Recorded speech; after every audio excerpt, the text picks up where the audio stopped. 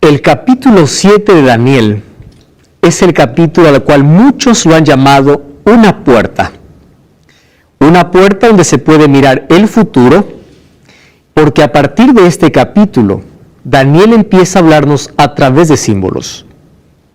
El capítulo 7 de Daniel es considerado el corazón del libro de Daniel.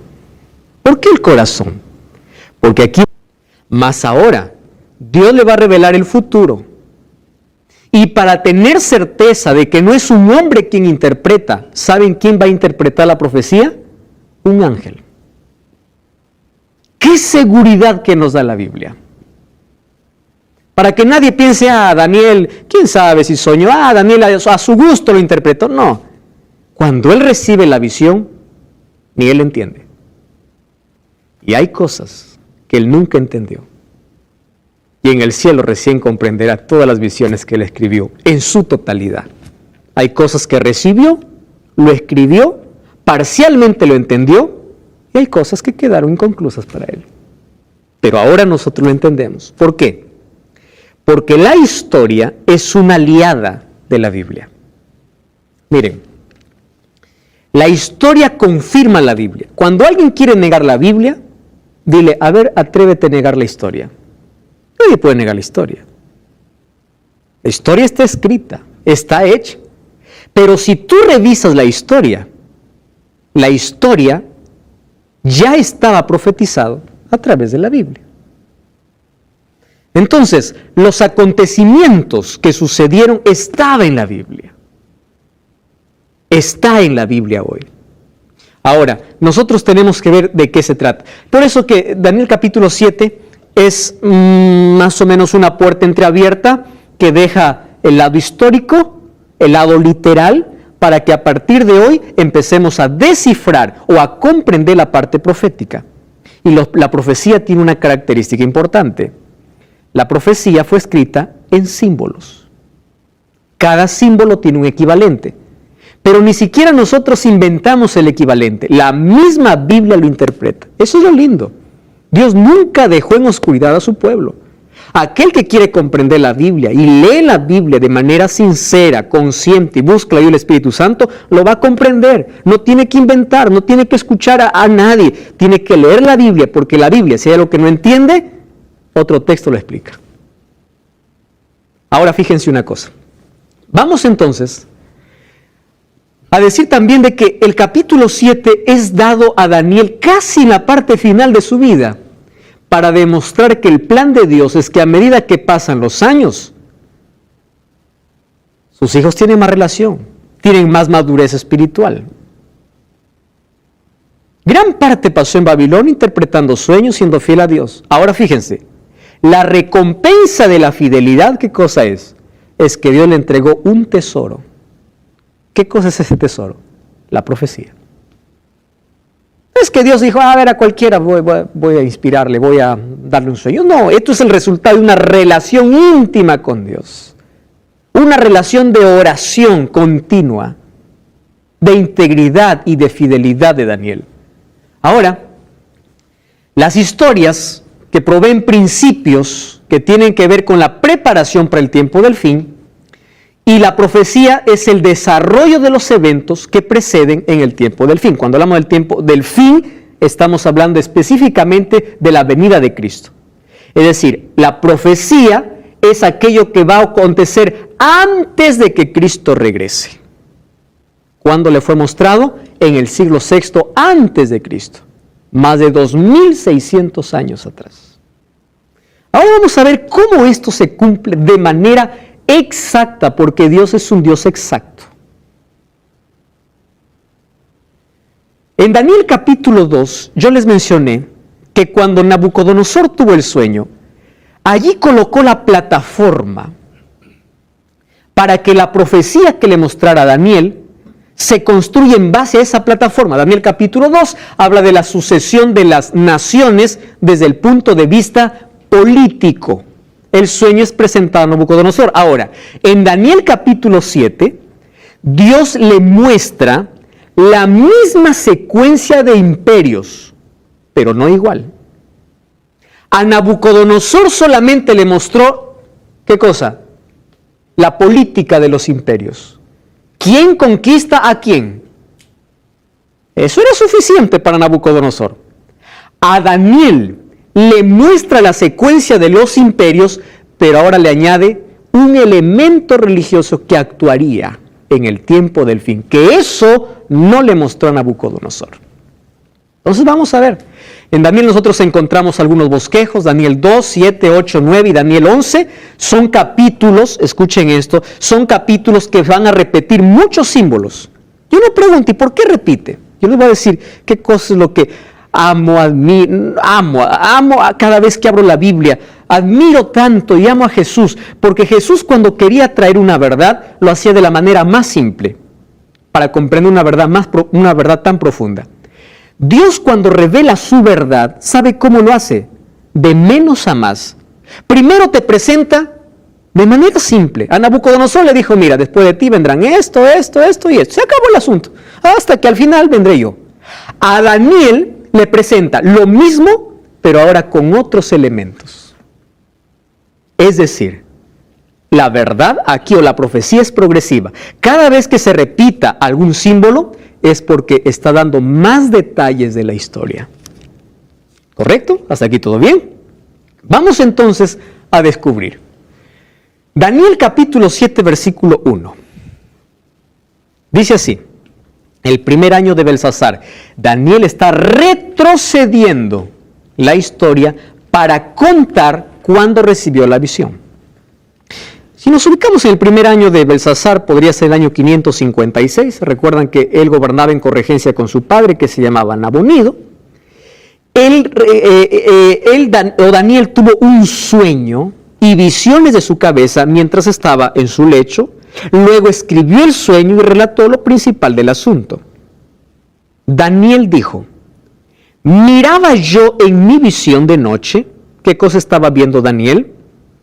4 vientos del cielo que combatían en el mar y 4 bestias grandes, diferentes la una de la otra, subían del mar.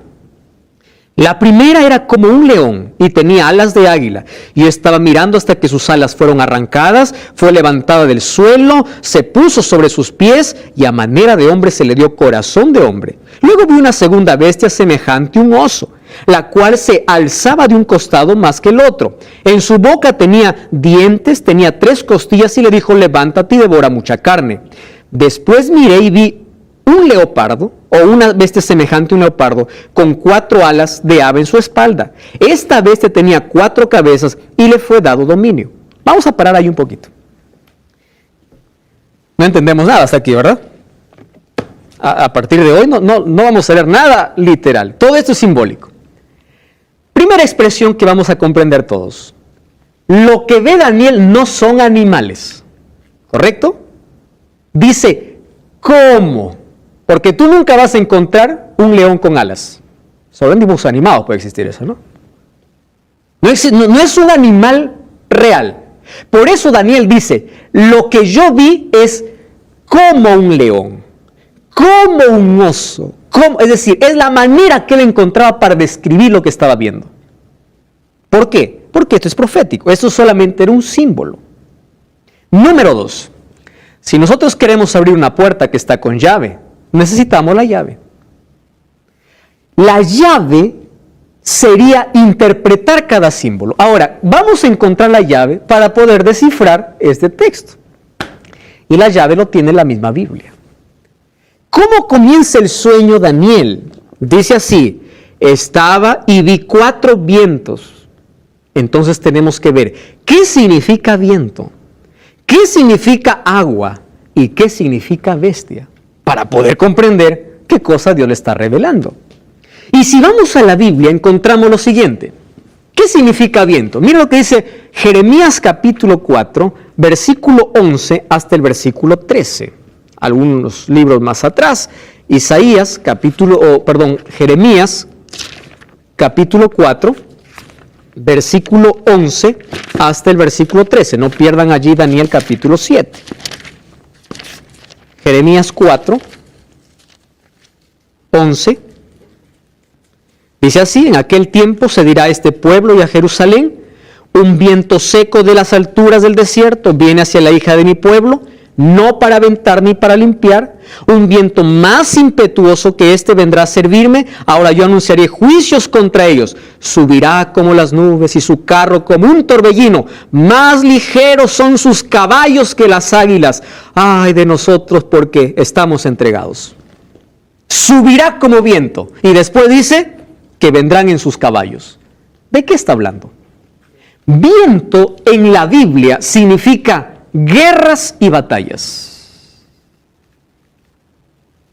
Una batalla, una guerra. Entonces, ¿qué cosa está viendo aquí Daniel? Daniel está viendo 4 batallas que combatían, que luchaban por la supremacía, por el poder. Pero dice en el mar. ¿Qué significa mar en la Biblia? Apocalipsis capítulo 17, versículo 15. Miren el último libro de la Biblia, porque aquí se repite algunos detalles del libro de Daniel. Apocalipsis capítulo 17, versículo 15, dice así, también le dijo, las aguas que has visto, donde se sienta la ramera, son pueblos, muchedumbres, naciones y lenguas. Entonces, ¿qué cosa entendemos de la visión? Que es una guerra que involucra mucha gente, de pueblos, de naciones, de diferentes lenguas. Número 3, ¿y qué significa bestia? O animal. Vamos a Daniel capítulo 7, porque el mismo Daniel ahí explica, versículo 17. ¡Qué lindo! Dios mismo le explica, ni siquiera para inventar. ¿Quién va a inventar el significado de la profecía? Dice, estas 4 bestias, ¿qué cosas son? Dice, 4 reyes que se levantan de la tierra. Después recibirán el reino de los santos del Altísimo y poseerán el reino hasta el siglo eternamente y para siempre. ¿Ustedes se acuerdan del sueño de Nabucodonosor? ¿Cuántos imperios habían? 4. ¿Cuál sería el 5.º imperio? El de Cristo. ¿Qué cosa dice? Estas 4 bestias son 4 reyes que se levantarán en la tierra. Y después, ¿quién vendrá? Dice el versículo 18. Cristo. Muy bien. Ahora entonces, aquí está mostrando lo mismo que le mostró a Nabucodonosor. Solo que ahora con otros detalles. Ahora fíjense en los detalles que le presenta. Vamos ahí, capítulo 7, versículo 4. La primera era como un león. ¿Qué cosa tenía? Alas de águila. Estaba mirando hasta que le fueron arrancadas sus alas, se levantó del suelo, se puso sobre sus pies a manera de hombre y se le dio corazón de hombre. ¿A quién representa el león? El rey de los metales, ¿cuál es? El oro. El rey de los animales, el león. Para Nabucodonosor, ¿cómo le presentó a Babilonia? Como el oro. A Daniel, como un león. Pero ahora les explico la razón. Dice que este león tenía alas. ¿Qué significa alas en la Biblia? Velocidad y rapidez para conquistar. Babilonia fue un imperio conquistador cuando Nabucodonosor estaba en el reino, y él conquistó todo su imperio, con todo su ejército, y cuando dice que las alas fueron arrancadas, ¿qué significa? Que Nabucodonosor no pudo más seguir conquistando. Claro, ¿se acuerdan ustedes capítulo 4 de Daniel? ¿Qué sucedió? Cuando ustedes quitan las alas a una gallinita, ¿cómo se queda? Indefensa la pobre, ya no puede ni volar, ni correr. Cuando Nabucodonosor tuvo esa enfermedad, después que él ya se restauró, él no más peleó, fue pacífico. Recuérdense que su corazón, ¿cómo se convirtió su corazón? Dice, se le fue dado un corazón de hombre. ¿Qué significa corazón de hombre? Un corazón sensible. Cambió su proceder. Está hablando de la humillación de Nabucodonosor. Y cuando dice es levantado de la tierra y puesto sobre sus 2 pies, significa cuando después que tuvo el comportamiento de animal, ¿a dónde volvió? volvió a su trono por un poco más de tiempo, pero ahora pacífico. Es decir, sus alas, su velocidad con que conquistaba, fue arrancada. Todos los sucesores de Nabucodonosor solo disfrutaron del reino. No más ampliaron, ahí se quedaron, hasta ser conquistado por los medos y los persas. Solo que el imperio babilónico solamente tendría un final el año 539. Ustedes saben que sucedió ese año, ¿verdad? Ciro conquista Babilonia. Ahora, ¿por qué dice que es comparado como un león? El león era la figura nacional de Babilonia. Las inscripciones que se han encontrado en Babilonia, se han encontrado, por ejemplo, imágenes como esta en las paredes de Babilonia. Para Babilonia, el león era su animal representativo por la fiereza que tenía. Encontramos muchos registros, encontramos mucha información de que en Babilonia, mucha evidencia de que en Babilonia se encontraron grandes construcciones o gran parte de su arte tenía al león como figura principal. Para Daniel esto era conocido. Entonces, ahí encontramos a Babilonia. Luego le sucede otro imperio. ¿Quién conquista Babilonia? Medo-Persia. En esta lucha por el poder, aparece Medo-Persia dibujado o representado como ¿qué? Como un oso. Ahora, miren, dice que este oso tenía un lado más que el otro. ¿Así dice la Biblia o no?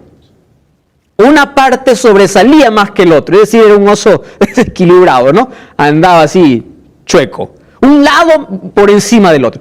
Ahora, ¿a qué representa? ¿Por qué Medo-Persia tenía que representarse un lado más que el otro? Recuerdan que los medos eran inferiores a los persas, pero se unieron para formar un solo imperio. Ahí está, medos y persas. Y cuando dice que tenía 3 costillas en la boca, está hablando de las 3 mayores conquistas que ahora la historia lo registra, que fue Lidia en el año 547, Egipto en el año 525 y Babilonia, que conquistó en el año 539. Es decir, era un oso feroz. Ya conquistó Lidia, ya conquistó Egipto, conquistó Babilonia y se hizo un imperio poderoso. Ahí está con exactitud cómo la historia confirmaba esta visión. Además de eso, encontramos que Medo-Persia en el año 331, en la batalla de Arbela, es conquistado por otro imperio. Allí aparece una figura principal, Alejandro el Grande. Todos hemos estudiado en historia. Un muchacho de 25 años. ¿Saben cuántos soldados tenía? 30,000. ¿Saben cuántos soldados tenía Medo-Persia? 1,000,000. ¿Cómo es posible que 30,000 puedan conquistar a 1,000,000? Imposible, ¿verdad? Matemáticamente esto es imposible. A los 25 años,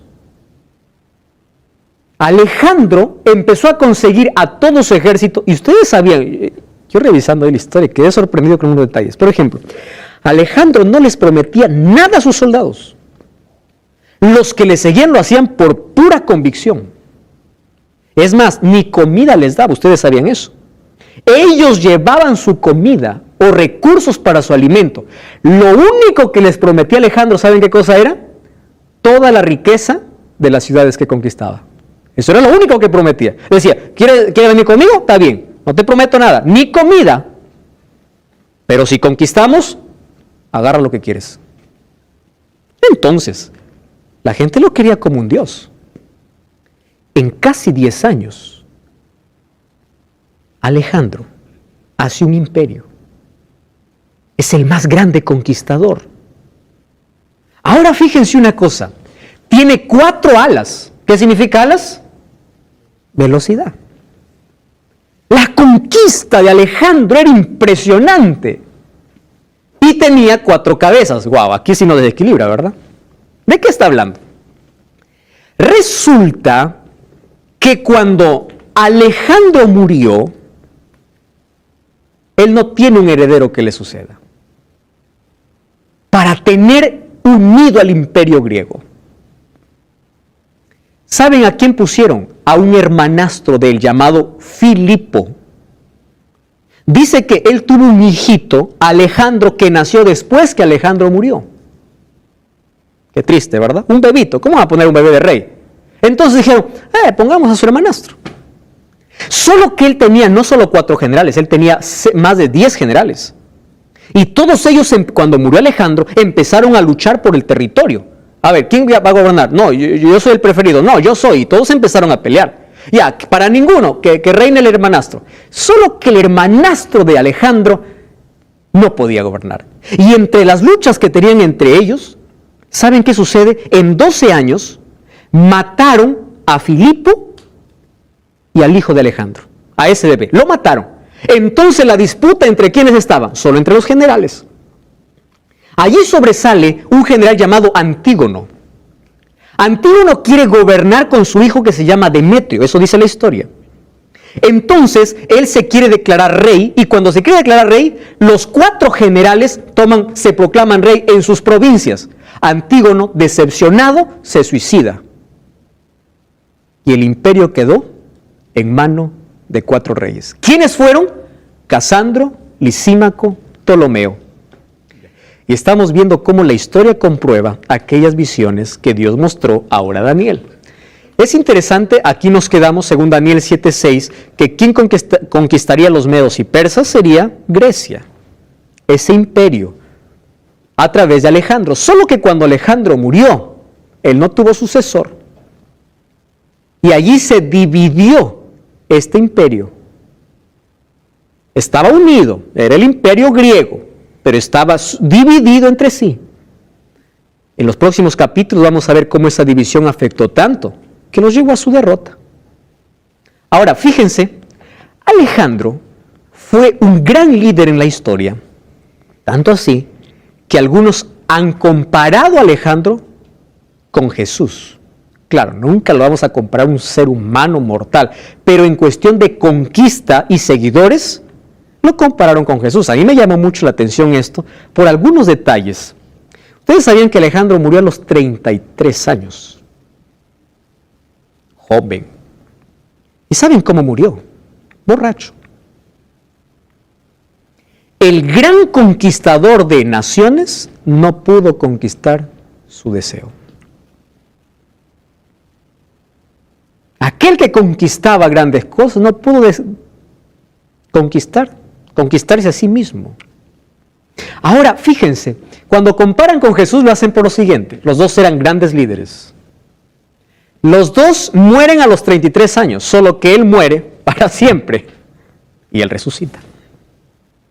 Número 2, Alejandro ofrecía recompensa inmediata. Le decía, tú me sigues, ganamos y eres rico, porque puedes tomar lo que quieras. Jesús dijo, sígueme, pero aquí no te ofrezco nada. ¿Verdad? Tu recompensa es futura, aquí solo tendrás paz. Te ofrezco el reino de los cielos, la eternidad, pero por el momento nada. La diferencia, ¿qué más? Él reclamaba lealtad y fidelidad, tanto así que aquel que no era leal, volaba la cabeza. Jesús también dice, tienes que ser fiel y ser fiel hasta la muerte. Solo que el trato de Jesús al ser humano es diferente al trato de Alejandro. Lo siguiente, en los métodos de conquista, Alejandro era cruel conquistando, mientras Jesús conquista con su amor. Lo siguiente es que al morir, Alejandro, después de haber conquistado tanto oro, murió sin nada, vacío. Mientras que Jesús, al morir, venció la muerte y tuvo victoria. Ahora fíjense una cosa, la locura de buscar los tesoros terrenales a veces excluye nuestra recompensa celestial. Alejandro se dedicó tanto a buscar un tesoro aquí que cuando murió no llevó nada. Jesús dice, busca un tesoro donde nadie te pueda quitar. Bueno, ya les expliqué, miren esas 4 alas, cómo Alejandro conquista el trono de Macedonia, en la batalla de Granico, la batalla de Iso, la batalla de Arbela, fundó Alejandría. Él en el año 323 quiso hacer su capital en Babilonia y es allí donde muere a la edad de los 33 años. Cuando él muere, 4 de sus generales toman el imperio: Ptolomeo, Casandro, Lisímaco y Seleuco. Ellos dividen todo el imperio, toda la tierra ya conquistada, y ellos se autoproclaman reyes. Solo que allí no termina la visión. La visión nos lleva a Daniel capítulo 7, versículo 7. Fíjense lo que dice allí. De paso, el versículo 5, el versículo 5 cuando dice, levántate y devora mucha carne, está hablando de la ferocidad con la cual conquistaban los medos y los persas también. El versículo 6, cuando habla de estas 4 cabezas, está hablando de estos 4 generales. Versículo 7 ahora. Después de esto, miraba yo en las visiones de la noche. ¿Qué cosa vi? Vio Daniel allí. Vi la 4ª bestia. ¿Cómo era esta 4ª bestia? Ustedes se dan cuenta que a las otras bestias los describía porque decía como león, como oso y como leopardo. Pero a esta bestia, no hay manera como decir es igual, parecido a.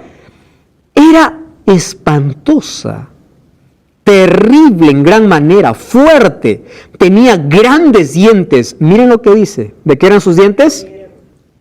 ¿Recuerdan ustedes de qué eran las piernas del sueño de Nabucodonosor? Correcto. ¿Y qué hacía? Devoraba y desmenuzaba, pisoteaba las obras con sus pies. Y ojo con esta expresión, era diferente a todas las bestias que había visto antes de ella.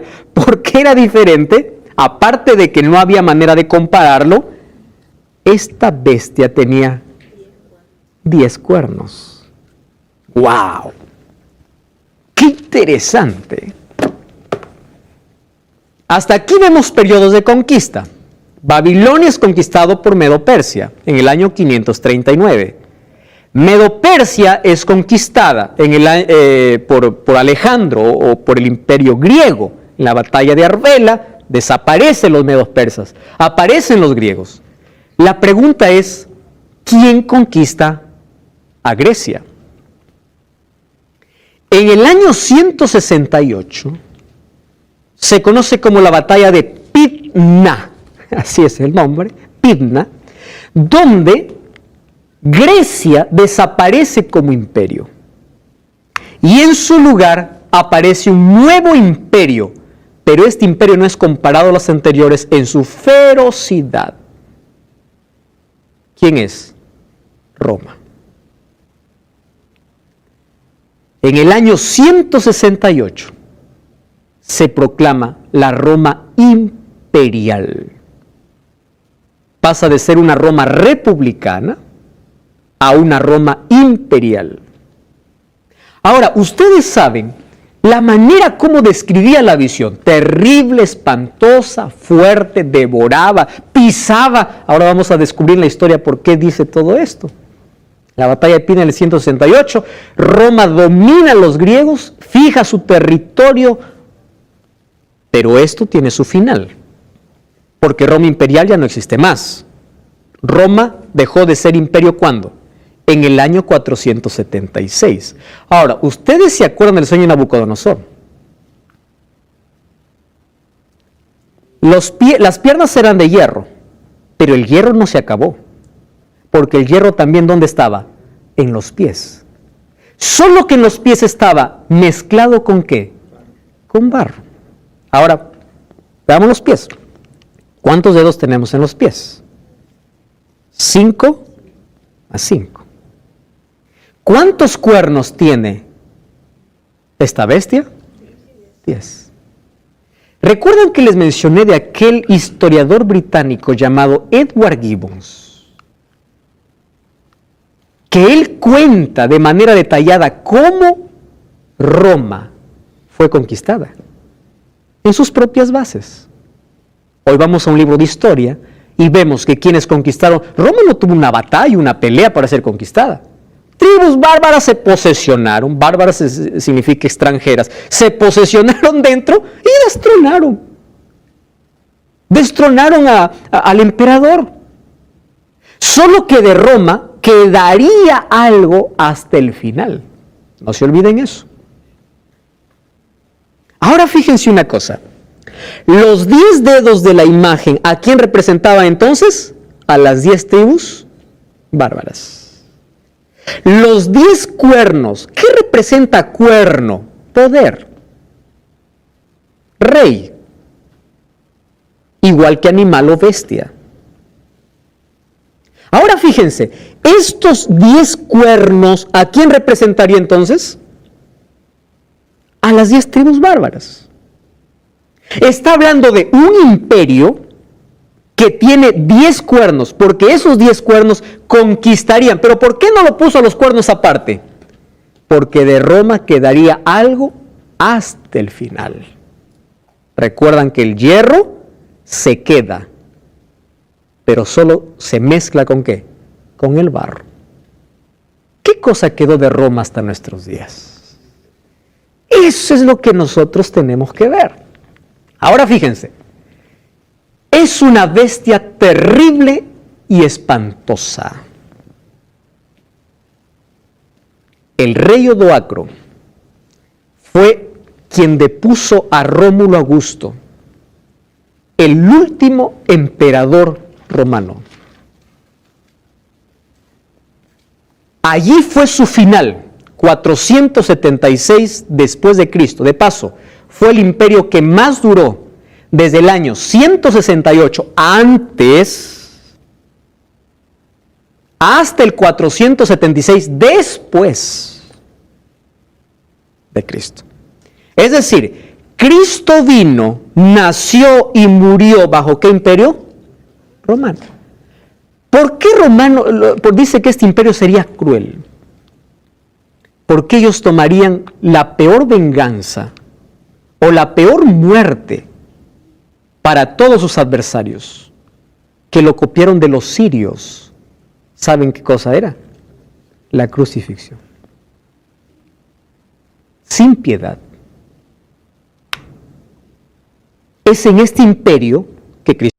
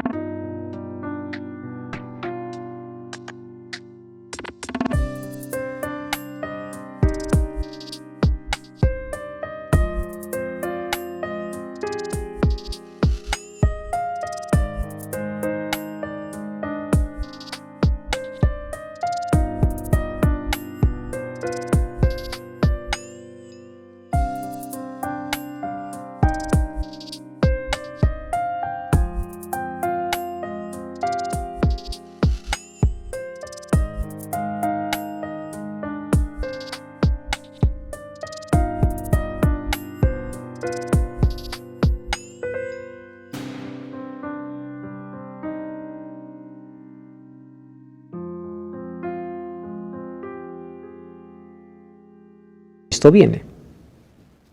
Ahora, fíjense un detalle aquí importantísimo. La historia se ha encargado de evidenciar la crueldad de Roma.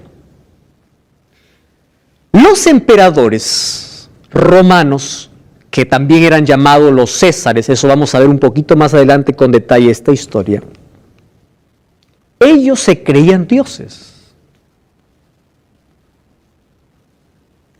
Y porque se creían dioses, exigían la adoración y respeto como si realmente fueran dioses. ¿Puedo pedir algo? Tomen esta idea porque en los próximos capítulos vamos a tomar lo mismo. Porque ahora hay un poder que también se cree Dios, que viene de Roma. Ahora fíjense. Cualquiera que desafiaba al César era oponerse literalmente al imperio. Ustedes saben que el Coliseo romano fue construido por judíos esclavos, por judíos allí subyugados por Roma. En el día de su inauguración, más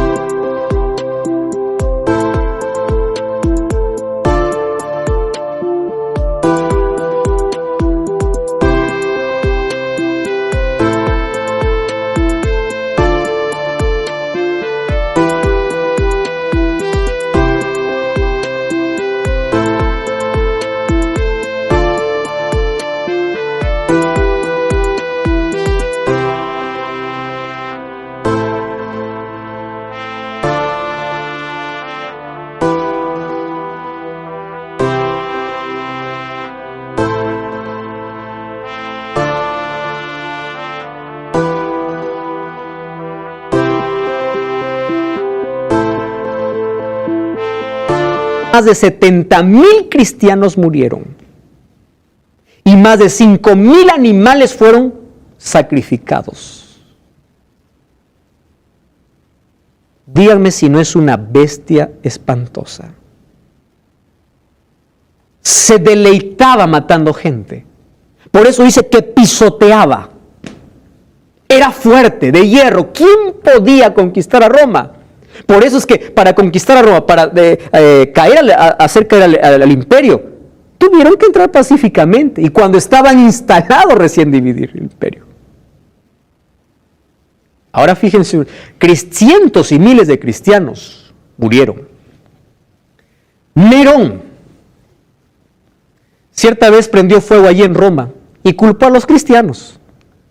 Como resultado, ahí ocurrió una grande persecución contra los seguidores de Cristo. Fue en este imperio que murieron los apóstoles.